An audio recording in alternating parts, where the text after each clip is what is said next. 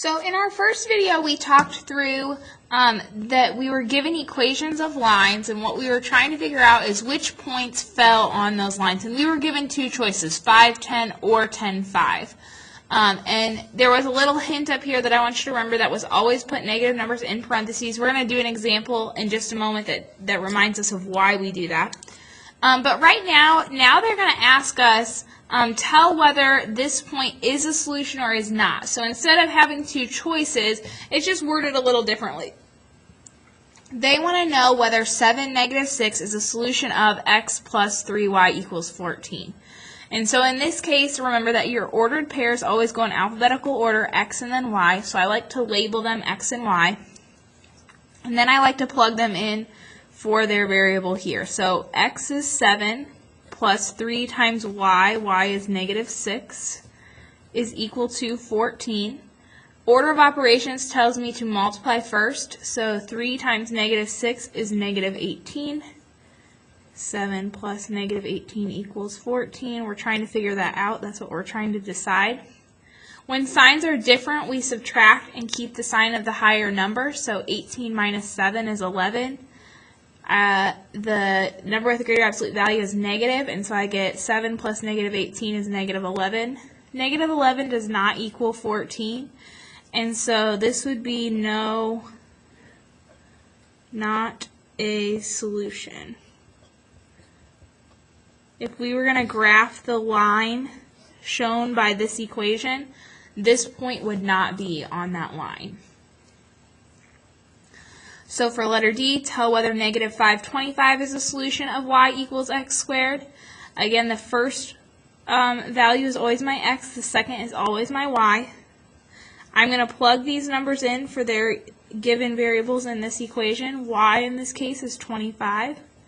That's equal to x is negative 5. Remember that we're always going to put our variable inside parentheses and then we put the exponent outside of that. What this tells me is that inside parentheses we include the negative number with the number. So this is negative 5, the quantity negative 5 squared, which means we're doing negative 5 times negative 5. And a negative times a negative is a positive, and 5 times 5 is 25. So because 25 is equal to 25, this is a solution. If we were going to graph y equals x squared, we would know that negative 525 is on that line that we graph, or in this case on the parabola that we graph. So this answer, tell whether this is a solution, yes, is a solution.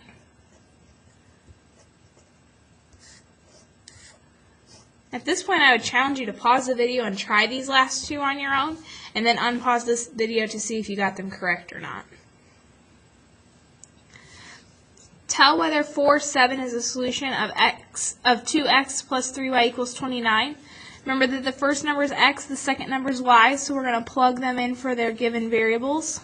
In this case, 2 times x is 2 times 4, plus 3y. In this case, y is 7, so we've got 3 times y, or 3 times 7 is equal to 29. We want to know if that is true or not true. So 2 times 4 is 8, plus 3 times 7 is 21. Does that equal 29? 8 plus 21 is 29. And because 29 is equal, we create a true statement. Then we would say, yes, this is a solution. And then this very last one, is negative 3, negative 7 a solution of y equals x squared plus 2? Let's double check. X, y. Y is negative 7. That's equal to the quantity negative 3 squared plus 2. In this case, negative 3 goes inside parentheses, which means we include the negative when we square. Negative 3 times negative 3 is positive 9. And 9 plus 2 is 11. So because negative 7 does not equal 11, negative 3, 7 is not a solution for y equals x squared plus 2. And so for tell whether this is a solution, we would say no.